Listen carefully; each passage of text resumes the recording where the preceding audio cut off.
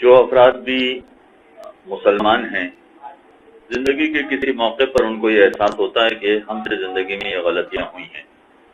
تو اس موڑ پر وہ اپنی غلطیوں کو صحیح کرنے کی کوشش کرتے ہیں، اگرچہ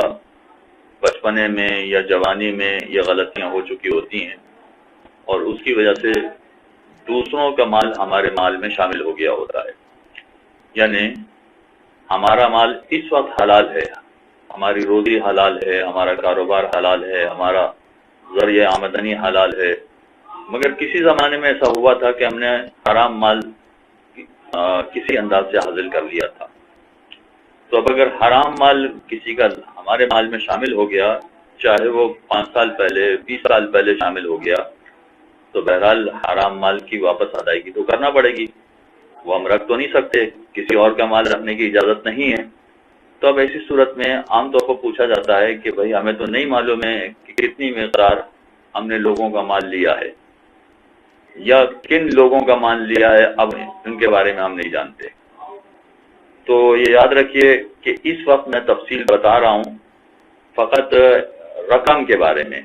پیسے کے بارے میں، مال کے بارے میں تفصیل نہیں بتا رہا۔ مال کا مطلب ہے کہ کسی کا مثلا سونا چرا لیا، یا کسی کا مثلا موبائل چرا لیے، یا مثلا کوئی اور اسی طرح کی اشیاء مثلا کسی کی چرا لی ہے، اس کے بارے میں تفصیلات میں نہیں بتا رہا، اس لیے کہ اس کی تفصیلات الگ ہیں۔ ہاں، روپے اگر کسی کے ہم نے لے لیے ہیں، یا مثلا کوئی ایسی چیز لے لی ہے کہ اس کا نعم البدل روپیہ ہی ہمیں دینا پڑے گا، کوئی اور چیز ہم نہیں دے سکتے، تو ان تمام چیزوں کے بارے میں تفصیلات ابھی مختصر طور پر بتا رہا ہوں کہ حرام چیزیں ہمارے مال میں شامل ہیں، چاہے شامل ہیں کا مطلب ہے کہ ابھی فوری شامل نہیں ہے، 5 سال پہلے شامل ہوئی تھی، 10 سال پہلے شامل ہوئی تھی، تو اگر یہ حرام چیزیں ہمارے مال میں شامل ہوئی تھی تو ان کی ادائیگی کیسے کی جائے، کیا طریقہ ہے ان کی ادائیگی کا۔ تو اس سلسلے میں 4 پہلو سامنے آتے ہیں۔ نمبر 1 یہ کہ ہمیں معلوم ہے کہ جس کا مال ہم نے لیا تھا وہ کون ہے اور کتنی مقدار میں ہم نے مال لیا تھا، یعنی مالک بھی معلوم ہے اور مال کی مقدار بھی معلوم ہے۔ اس کے برخلاف دوسرا پہلو یہ ہے کہ نہ مالک معلوم ہے نہ مال کی مقدار معلوم ہے، فقط اتنا معلوم ہے کہ ہم نے رقم کچھ کسی کی دی ہے، لیکن اب جن کی لی ہے وہ معلوم نہیں ہے کہاں پر ہے، اور رقم بھی پوری طرح یاد نہیں آ رہی کہ کتنی رقم ہے۔ تو اس کا مطلب یہ کہ نہ مالک معلوم ہے نہ مال معلوم ہے۔ تیسرا پہلو یہ کہ مالک تو معلوم ہے مگر رقم نہیں معلوم کہ ان کی کتنی رقم ہم نے لی ہے۔ اور چوتھا پہلو یہ ہے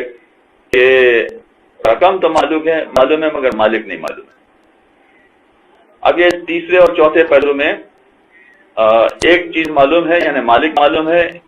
مال معلوم نہیں ہے، یا مال معلوم ہے مالک معلوم نہیں ہے۔ یہ 4 صورتیں بنتی ہیں۔ اگر فرض کیجئے کہ پہلی صورت ہے کہ جس میں ہمیں یہ معلوم ہے کہ فلاں مالک ہے جس کا ہم نے مال چرایا ہے، جیسے دفتروں میں کام کرنے والے بہت سارے افراد ہوتے ہیں، انڈسٹری میں، فیکٹری میں، آفیسز میں، وہ مال چرا لیتے ہیں، پیسہ چرا لیتے ہیں، اپنے اکاؤنٹ میں ڈلوا لیتے ہیں، بہت سارے اس طرح کے واقعات ہیں جو ہم سے پوچھے بھی جاتے ہیں۔ تو اگر فرض کیجئے کہ مالک بھی معلوم ہے اور رقم بھی معلوم ہے تو ایسی صورت میں کوئی چارہ کار نہیں سوائے یہ کہ جس مالک کا مال چرایا ہے اسی کو واپس کرنا پڑے گا، اور جتنا مال چرایا ہے یا جتنا مال حاصل کیا ہے وہ اسی کو واپس لوٹانا پڑے گا، اس کے علاوہ کوئی چارہ کار نہیں ہے۔ یعنی اگر ہم واپس کرنے جائیں گے تو لوگ یہ سوال کرتے ہیں کہ بھئی ہم کیا کہیں کہ ہم نے آپ کا مال چرایا تھا، یہ تو بہت بری بات ہو جائے گی اور یہ بہت غلط بات ہو جائے گی، تو کیا طریقہ کار ہوگا؟ اس کا طریقہ کار یہ بھی ہو سکتا ہے کہ آپ خود بتانے نہ جائیں، آپ بائی پوسٹ یا بائی چیک یا کسی اور ذریعے سے ان کو فقط رقم پہنچا دیں اور یہ اطلاع کر دیں کہ مثلا یہ آپ کا مال ہے، آپ کی رقم ہے۔